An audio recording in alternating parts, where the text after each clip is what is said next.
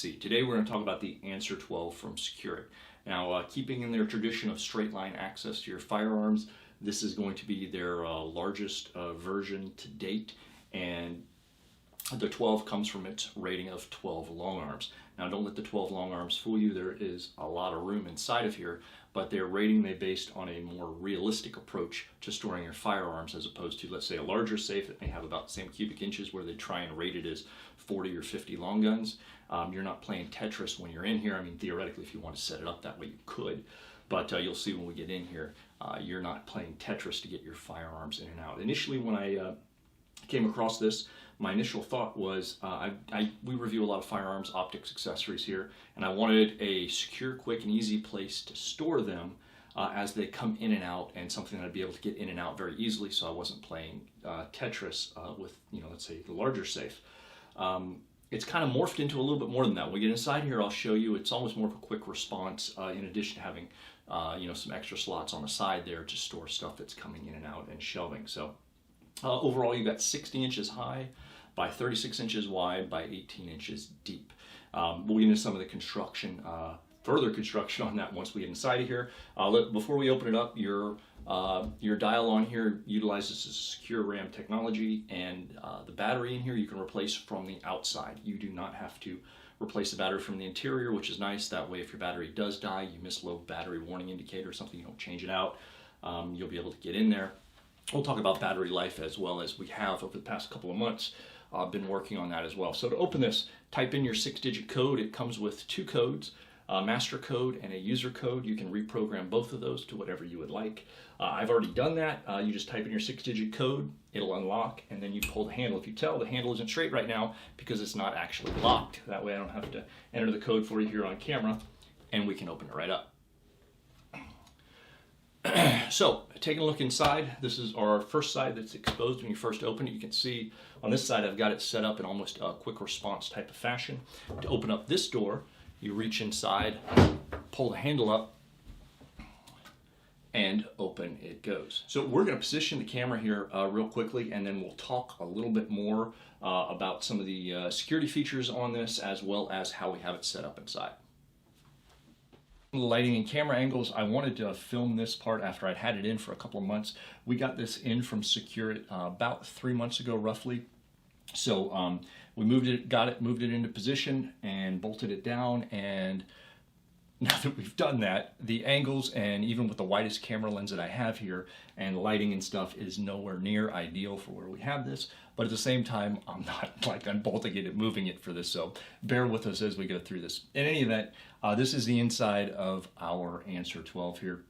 If you've been following us on social media, you can tell the layout inside here has changed several times as we kind of go through and refine what we wanted.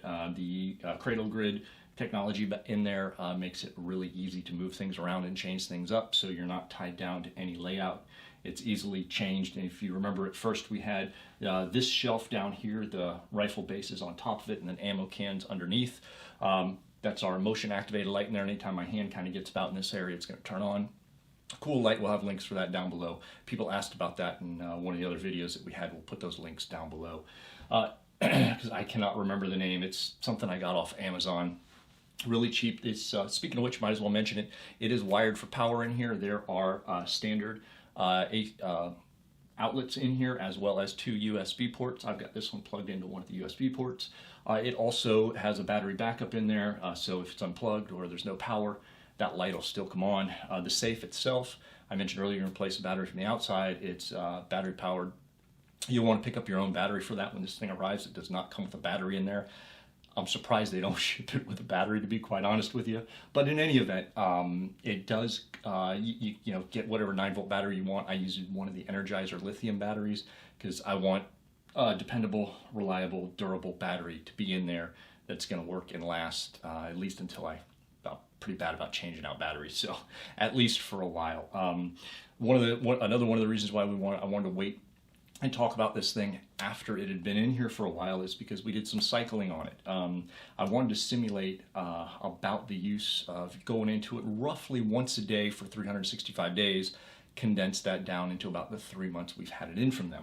So, over the past 3 months, kind of every time I walk by it, I open it and then I'll close it back up rather than sit down and cycle it 365 times in a row. It's putting that kind of strain and stress on a locking system doesn't really make sense. Opening it, half a dozen times a day spread out by a couple hours apart is more than enough time between cycles so that there'd be no ill effect from cycling it over and over and over and over. Obviously I've gone into it back-to-back times, so I've locked it and been like, oh, I forgot something, back in. But in any event, I didn't want to overstress the lock, but at the same time I wanted to give it what will be simulated for a year. And we did that, and we're still actually on that original lithium battery, Energizer battery. So kudos to Energizer for that one. So bolt-wise on the inside, you've got 4 7/8 inch steel bolts that are fixed, and that's to prevent prying from the outside in case somebody cuts grinds off the outside. Those hinges that are on the outside, you've got these butting up against this, and so you've got that.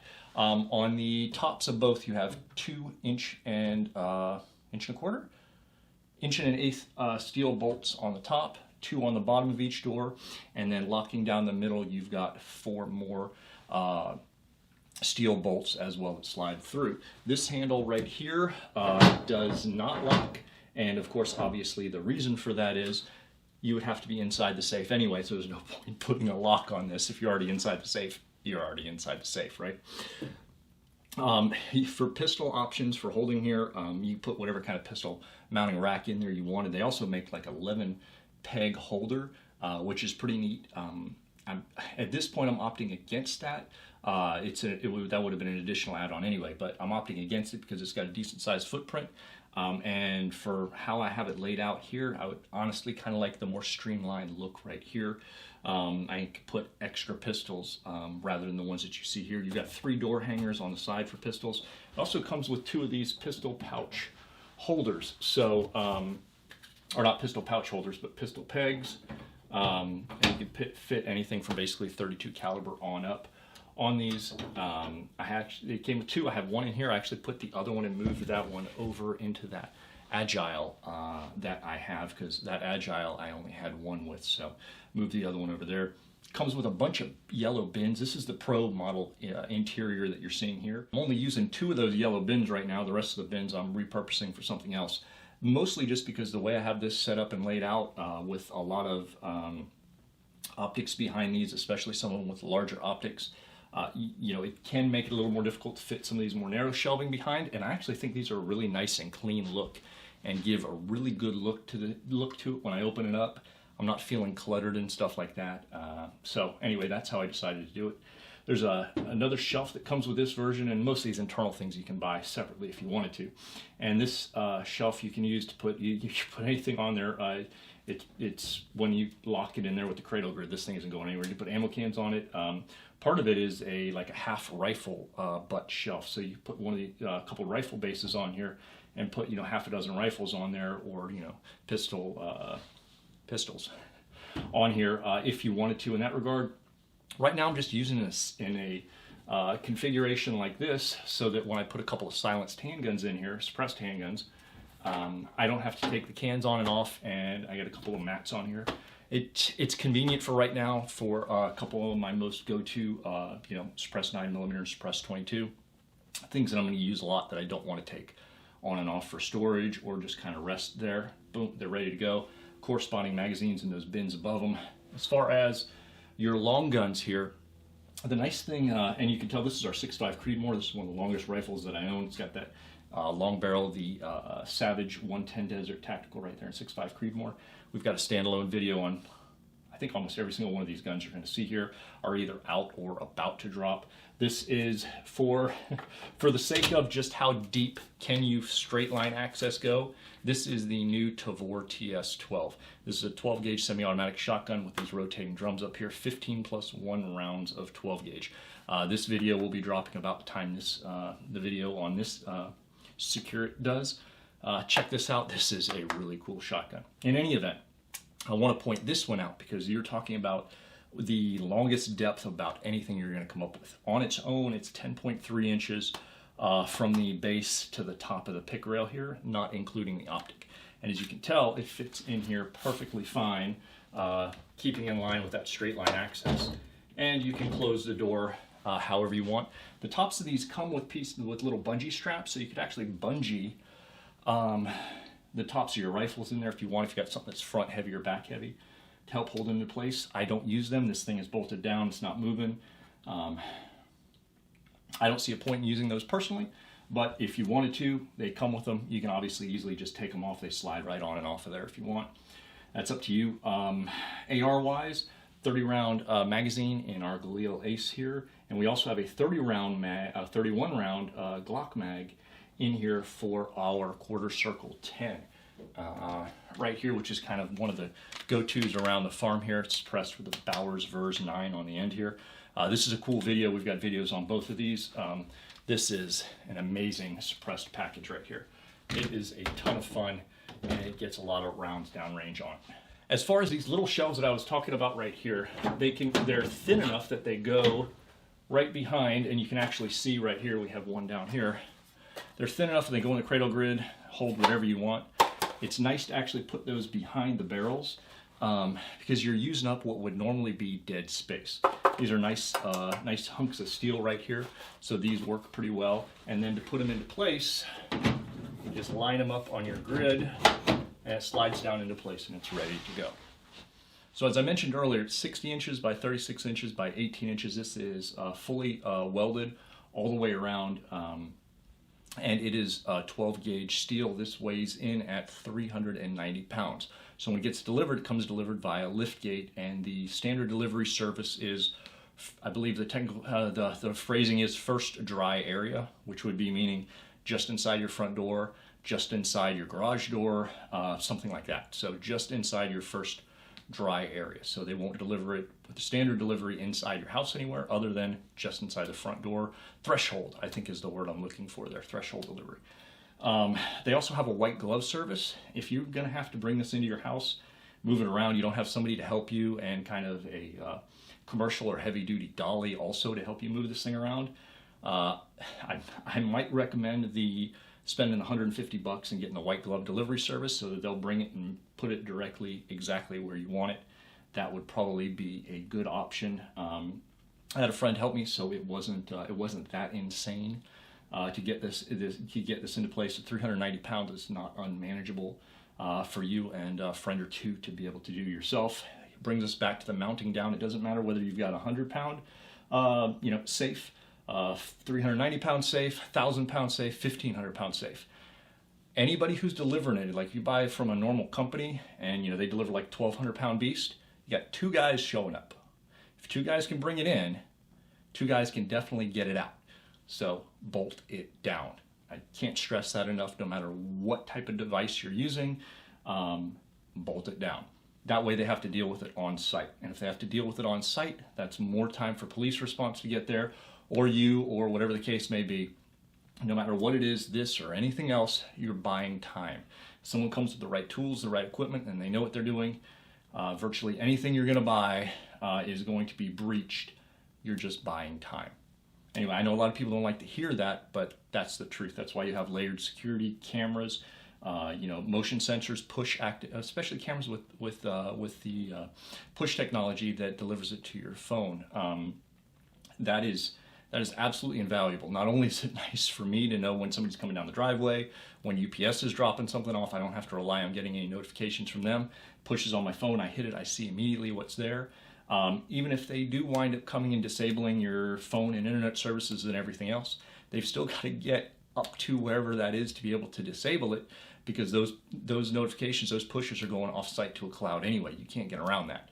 So all that layered security, and we won't go into everything that we do here at the Hacienda, but all that layered security is one more step that someone would have to overcome in order to actually access the property undetected, if that makes sense. And hopefully you've got that same sort of mentality when it comes to a security package as you're looking at your house as a whole.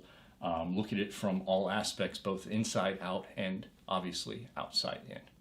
So we've talked in the past a little bit about safe versus residential security container. Safe has become and I fall into this all the time, a catch-all term. Let's talk, bring it to silencer versus suppressor, right? Silencer is technically a technical term used by the ATF to describe anything that reduces the sound signature of a firearm. Technically, the first time it was used was and patented was by Hiram Maxim to describe his silencer. Since then, suppressor is more than appropriate to use. I use silencer and suppressor interchangeably.